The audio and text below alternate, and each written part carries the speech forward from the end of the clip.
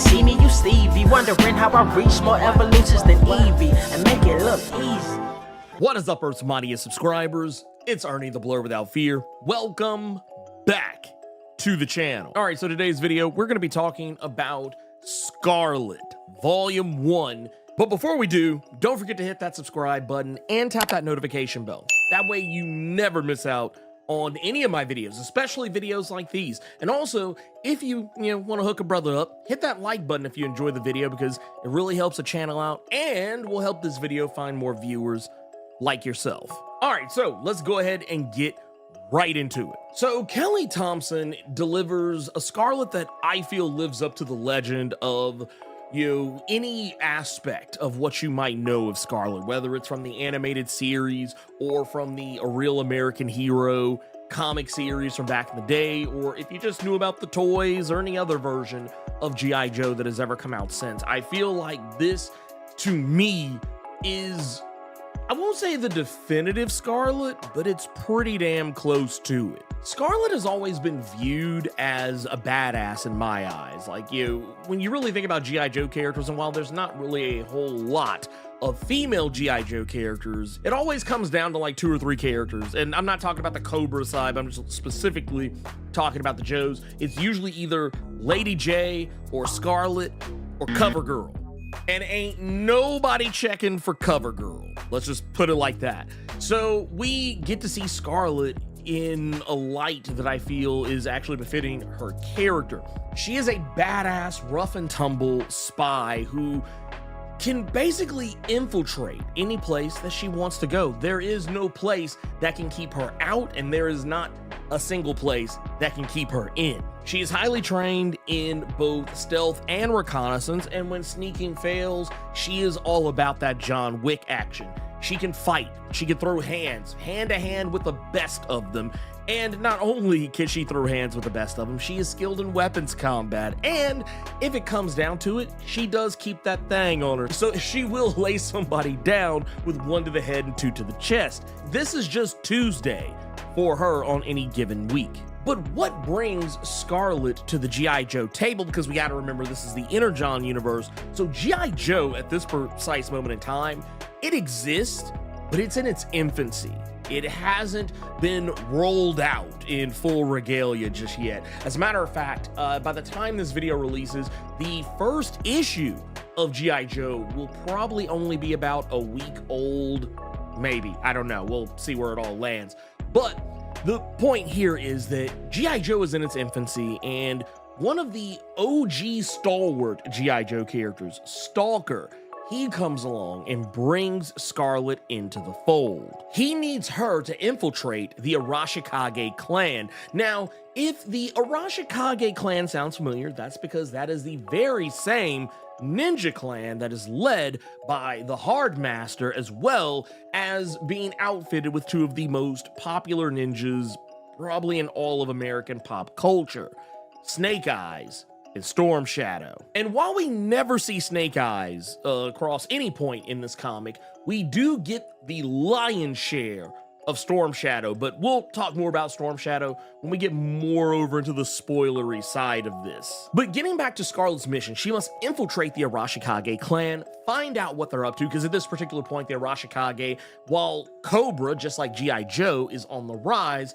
so too is the Arashikage. And basically Stalker wants her to go in, figure out what's going on with them, see what side of the table they're sitting on. Are they aligning themselves with Cobra? Are they building themselves up to be something better or worse than Cobra? Or could they potentially be an ally somewhere down the road? It's difficult to say at this early point, especially considering how much the Energon universe is changing from the other previous continuities of the G.I. Joe universe. But regardless of all that, one of the other main things that's going on is that Scarlet's best friend, Jinx, is embedded with the Arashikage. She infiltrated the organization, but at some point went dark. She's gone completely silent, and Scarlet is worried about her. And after having gone on a recent spy mission and bumped into her just by chance, she now is worried that Jinx may have completely bought in to what the Arashikage are selling. So she's going in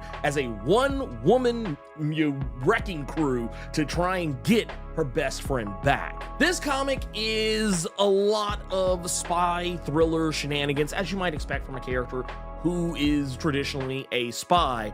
It also has some very solid espionage storytelling from Kelly Thompson, which once again, it's not really as huge of a surprise that she's able to pull this off, because she did a really good job of bringing spy espionage thriller action when she wrote the Black Widow series for Marvel. So this part, honestly, it actually makes more sense that Kelly was the one who was brought in on this. But another thing I like about what Kelly is doing here with this story is that she's also leaving a lot of room for Marco Ferrari's art and allowing him to just go wild with every action sequence. Like, well, yes, there's a lot of dialogue. Yes, there's a lot of exposition. Yes, there's a lot of storytelling here. At the same time, there's also lots of really silent, I won't say silent because there's the stuff going on, but there's a lot of moments where there is no dialogue, and Kelly is allowing Marco to show off what Scarlet can do when the chips are down, whether it's, fighting against another spy one-on-one, or fighting one ninja one-on-one, or fighting a bunch of ninjas one-on-one, or going up against Cobra, or a very, low tier era version of Cobra. Now that said, once again, I really enjoyed this book. I'm going to get more into the spoilery side of it, but if you are the least bit interested in this story, I would highly recommend go to your LCS, pick it up. I think it's already available in trade format right now. And I would also say, if you really want to help the channel out, one way you can do that and enjoy Scarlet at the same time is you can check out Global Comics. There's actually a link in the description, and I'll try to remember to put one in a pinned comment below just in case people don't think to look in the description. But if you go do that, you click on the link that's there, you can actually pick up 1 full year of Global Comics. You get access to everything, and you can get that for 33% off your first year. They have all sorts of comics on there, ranging from, you have Dynamite, Boom Studio, Dark Horse, DC Comics, and a laundry list of other imprints. But they do also have a lot of the Energon universe stuff on there. So if you want to go check out stuff like Transformers, you want to check out Void Rivals, you want to check out Destro, or Duke, or Cobra Commander, whatever, you could do that by going to Global Comics. And yeah, there you go. That's my PSA for this. But now that I've said all that, we're gonna kind of get more to the spoilery portion of the video. And it's here where I want to talk a little bit about some of the other greater elements that are going on in this story. Okay, so this story does a really good job on selling you on the relationship between Jinx and Scarlet. I mentioned earlier that Jinx is pretty much the launching point for Scarlet to get involved in the story, and they're best friends. I would even say that they've lived together long enough that and been around each other long enough that at a very specific point, Scarlet even refers to Jinx as someone who she viewed as a sister. Now, I'm gonna go ahead and say right now, your mileage may vary with this. I've kind of seen varying opinions of this online. There's lots of people who wonder whether or not there's a will they or won't they, or if there's any kind of potential relationship or whatever, like romantic feelings. It's honestly never really explored in this, but I mean, it's really what I feel is more of a sisterhood than it is anything else. But I feel like if you want to see some sort of a romantic parent, or you feel there's a lot of queer coding in it, I definitely think you probably will see that, because I kind of felt it for a little bit at first, and I am not queer. So if I can see the queer coding, I'm probably sure other people can see it as well. But once again, I think your mileage is going to vary on it, just because you're not really going to get any payoff on that. Also, as I mentioned earlier as well, we get a lot of FaceTime with Storm Shadow, and specifically Storm Shadow being in the presence of Scarlet. And while the two characters don't really get along particularly well, you can tell that Storm Shadow respects Scarlet on some level. He recognizes her talent and ability. He recognizes that she's able to hold her own against an entire platoon of Arashikage ninjas. So you get the impression that while he may not enjoy her company, he recognizes the strength that she wields, and at the very least, he tolerates her, if nothing else. If maybe even respects her to the point that he just doesn't want to say it out loud. Like it's difficult to say. And it's also kind of indicative of Storm Shadow as a character, because depending on what continuity you follow, Storm Shadow a lot of the times is a bad guy, but there have been instances where Storm Shadow has been a good guy. So yeah, they're kind of leaving Storm Shadow very ambiguous at this point. But make no mistake, at this particular point in time, Storm Shadow is very much a bad guy.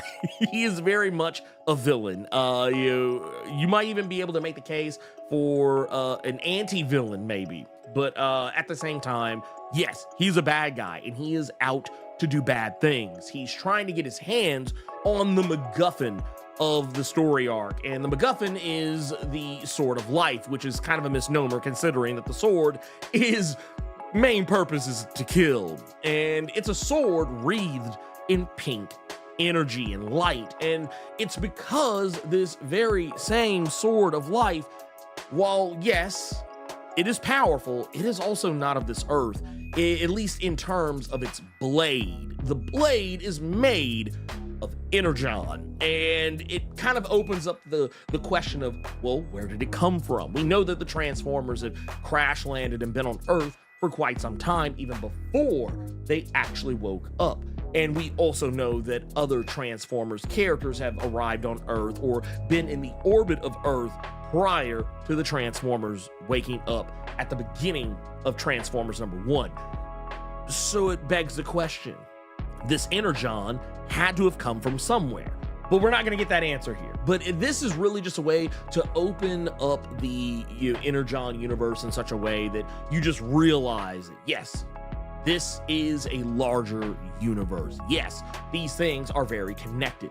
One thing I will definitely say about Scarlet as a series, though, it is not as connected to the rest of the Energon universe in terms of characters showing up. Like, whereas in the Duke series and the Cobra Commander series, respectively, we saw Starscream, at least via flashbacks in Duke's series. In Cobra Commander series, we saw Megatron, and it was revealed that, yeah, the G.I. Joe and Cobra characters are already interacting with these characters from across the aisle. And it's here where, yes, the Transformers, they loom large over the proceedings. You're not going to see them. You're just going to see that sword, and that sword is going to remind you that they are present. And the fact that Cobra Commander wants it because he is dead set on getting his hands on more Energon, because he knows what the Transformers are, and he's been using Megatron in order to build up his military power and might. So it's one of those things where the Transformers are there, but they're not really there. But once again, every good spy thriller, or even, just a normal G.I. Joe story, is going to have some sort of MacGuffin. The Sword of Life is exactly that. We get to see Storm Shadow wield it, and while it doesn't seem to have any one specific power that's really displayed outside of its ability to cut through pretty much anything, I'm pretty sure we're going to learn more about the sword as we go along, especially considering that it is very squarely in Storm Shadow's possession. Now, once again, the Cobra and Arashikage dynamic is very much up in the air.